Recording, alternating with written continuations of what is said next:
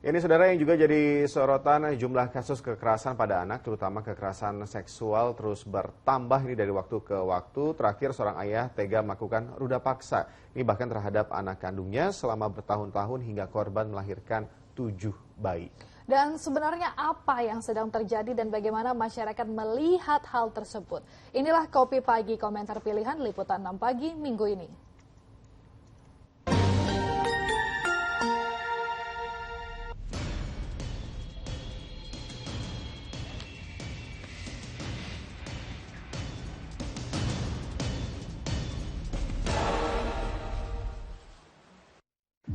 Indonesia darurat kekerasan seksual. Ini disampaikan langsung oleh Komisi Perlindungan Anak Indonesia atau KPAI yang kantornya ada di belakang saya. Dari laporan yang masuk ke KPAI, mayoritasnya terjadi pada anak-anak. Dari mulai kekerasan secara ruda paksa ataupun kekerasan seksual secara verbal. Dan ini terjadi di sekolah maupun di dalam dunia keluarga. Lantas bagaimana masyarakat menanggapi fenomena puncak gunung es ini? Bersama saya Mehdi Heriasti dan juru kamera Satria Andika. Inilah Kopi Pagi, komentar pilihan Liputan 6 Pagi.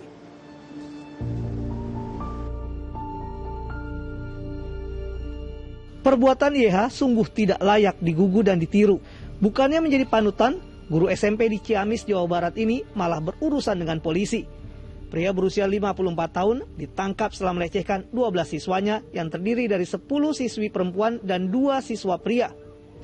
Kasus pelecehan ini terungkap setelah orang tua salah satu siswa melapor ke pihak kepolisian. Sang anak mengadu bahwa Pak Guru YH telah menggerayangi daerah sensitif tubuh korban. Perbuatan itu dilakukan tersangka secara spontan saat bertemu korban di sekolah. Tidak hanya sekali, tersangka juga pernah memanggil korban ke dalam ruangan untuk melancarkan aksi tidak senonohnya. Di depan polisi, tersangka berdalih melakukan semua itu agar bisa lebih dekat lagi dengan para siswa-siswinya. Tersangka beberapa kali menyentuh bagian sensitif dari para anak korban. Lain halnya yang terjadi di Lampung Tengah, Lampung. Polisi menangkap SLM karena diduga memperkosa anak tirinya yang masih duduk di bangku SMP. Ruda paksa dilakukan saat TM, ibu kandung korban, sedang tidak berada di rumah. Pelaku melakukan aksinya selama 3 tahun, mulai 2019 hingga 2022. Tidak hanya SLM, polisi juga menangkap FTH, suami lain dari TM. FTH diringkus karena tidak bisa menahan syahwatnya. Pria berusia 63 tahun ini menyetubuhi korban saat korban minta dibelikan kuota internet.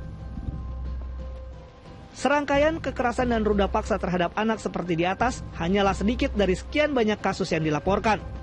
Berdasarkan catatan Komisi Perlindungan Anak Indonesia, ada 4.683 pengaduan sepanjang tahun 2022. Dari jumlah itu, sebanyak 2.113 laporan terkait dengan perlindungan khusus anak dan sebanyak 1.960 aduan terjadi di lingkungan keluarga. Ironisnya, dari 2.113 laporan khusus anak, 834 kasus diantaranya merupakan kejahatan seksual.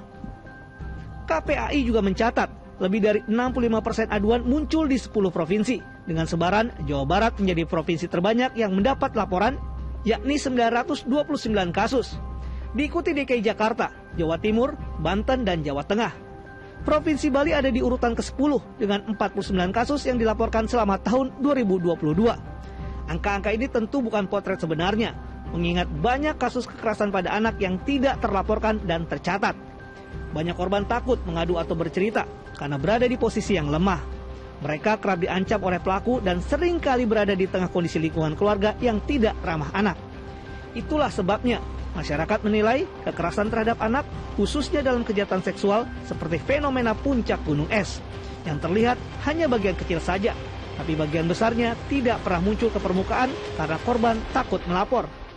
Kadang tuh kenapa anak-anak mungkin gak laporan sama orang tuanya tuh karena dia sendiri juga ngerasa takut sama hal itu gitu. Jadi kayak seandainya kalau misalkan digituin tuh, itu tuh jatuhnya jadi dia yang salah atau kayak gimana. Dan harusnya itu dapat perlindungan sih Mas dari orang tua gitu. Jadi orang tua harusnya merangkul bukan menyalahkan gitu, karena pun sebenarnya anaknya kan juga nggak mau dia gituin gitu. Harus berani bilang ketika dia dilakukan mungkin pelecehan atau misalkan kayak ada kekerasan gitu yang terjadi, misalkan ya udah dilaporkan aja, dalam artian mungkin ke orang tuanya dulu, kalau memang tidak berani lapor ke orang tua dan orang tuanya yang melaporkan ke yang berwenang ataupun yang berwajib, sehingga hal-hal kayak gitu tuh tidak menjadi kebiasaan. Karena kalau mendapatkan perlakuan yang tidak senonoh ataupun juga mendapatkan perlakuan kekerasan seksual dan lain sebagainya, itu bukan hal yang harus dipendam sendiri gitu, karena itu kalau kita pendam sendiri justru tidak menyelesaikan masalah. Itu mungkin yang mindset yang harus dibangun untuk sesama perempuan, sesama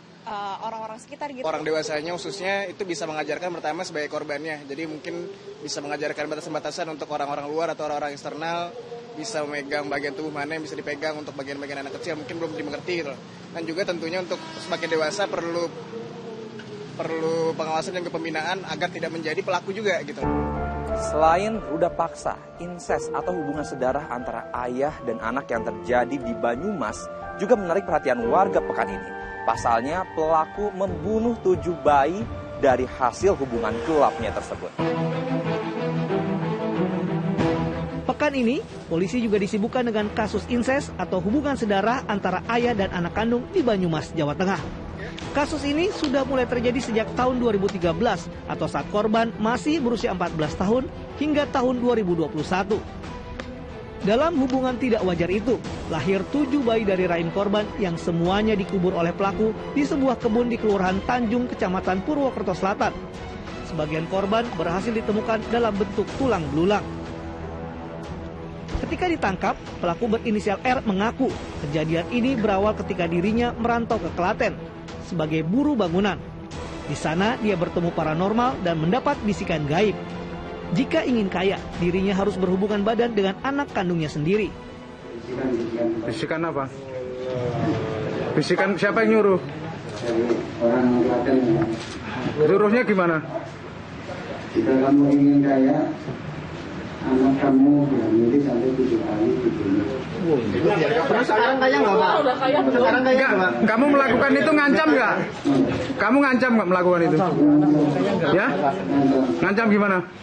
Kalau kamu melapor akan sembuh. Korban tidak berani melawan karena diancam akan dibunuh dengan senjata tajam.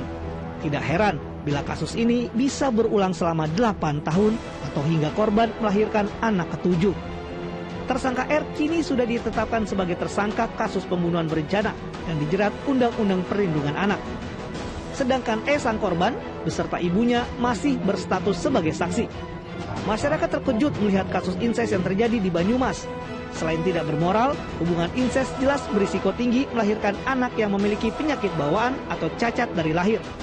Mereka berharap ada sanksi tegas untuk para pelaku agar mereka jera dan kasus ini tidak berulang di masa mendatang. Mungkin nanti di saat anak lahir itu terjadi kecacatan atau banyaklah yang penyakit yang akan turunan yang sesama inses itu gitu. Jadi walaupun kadang kita di bawah tekanan tetap harus lawan. Dikebiri sih, dikebiri terus ya. Kalau biasanya yang saya tahu sih pelaku predator seksual tuh biasanya nggak hilang ya, mau dia di penjara, kecuali ya mungkin lebih gampangnya dikebiri, gitu aja sih. Yang paling pantas untuk diinin adalah ini sih Mas, sanksi sosial untuk pelakunya gitu, diviralkan agar orang-orang tuh tahu kalau misalkan dia ini pernah melakukan itu gitu. Ya meskipun ujung-ujungnya nanti akan dia dimaafkan juga, cuman seenggaknya orang-orang aware kalau misalkan dia tuh pernah melakukan itu gitu, dan biar efek jerah ke diri dia sendiri juga sih. Kalau pelaku yang sudah membuatnya itu sih harus timpal ya, maksudnya kan apalagi kan ini meronjak tinggi angka kekerasan kepada anak. Seharusnya sih dari pihak-pihak lembaga yang terkait ini harus bisa membuat undang-undang untuk pelaku itu diberikan efek jerah. Kasus inses ini menjadi satu anomali dalam konteks relasi keluarga, terutama dalam konteks relasi keluarga yang terjadi keluarga. Ini bisa kita lihat dari yang pertama adalah adanya pemanfaatan sifat effortless. Seringkali memang kejahatan itu dilakukan dengan upaya atau usaha. Nah, dengan munculnya sifat effortless ini, maka korban adalah orang-orang yang berada terdekatnya. Dalam hal ini mungkin anak yang terkategorikan sebagai kelompok rentan sebagai korban. Yang kedua, seringkali akhirnya menjadikan ini sebagai bentuk pembiaran. Pembiaran dalam arti bahwa saat ini dilakukan oleh orang tua, terus kemudian oleh kerabat dekat, maka ini menjadi salah satu hal yang dianggap benar, yang dianggap sah-sah saja, dan kemudian dilegitimasi bahwa perbuatan itu dianggap sesuatu yang bukan kategorikan sebagai kejahatan. Yang ketiga adalah saat kita menemui kendala yang kita kenal sebagai misalnya family burnout. Tidak adanya lagi jalan keluar untuk memenuhi kebutuhan-kebutuhan hidup dalam keluarga, baik itu kemudian kebutuhan biologis, kebutuhan materialistis, atau bahkan kebutuhan pendidikan bagi si anak. Nah, ketiga hal ini seringkali menjadi landasan bagaimana kemudian hubungan relasi kuasa yang harusnya terjadi secara produktif itu alih-alih kemudian menjadi kontraproduktif. Akhirnya yang terjadi, anak kemudian dimanfaatkan oleh ayahnya. Di satu sisi juga anak seringkali tidak memiliki kemampuan untuk membela diri, alih-alih kemudian untuk mempertahankan dirinya. Sehingga kejadian pelecehan seksual bahkan yang mengaruh kepada insest adalah sesuatu yang kemudian dianggap wajar dalam tanda kutip gitu yang dilakukan oleh orang tua kepada anaknya. Kekerasan seksual pada anak, terlebih ruda paksa, merupakan pelanggaran berat hak asasi manusia. Dan ini tidak hanya berdampak secara fisik, tapi juga memukul mental sang korban. Jangan sampai korban kesulitan mendapatkan keadilan di saat para pelaku justru dapat lolos dengan mudah dari jeratan hukuman. Demikian Kopi Pagi kali ini. Saya Mehdi Heriasdi dan juru kamera Satria Andika pamit undur diri. Sampai jumpa di Kopi Pagi selanjutnya.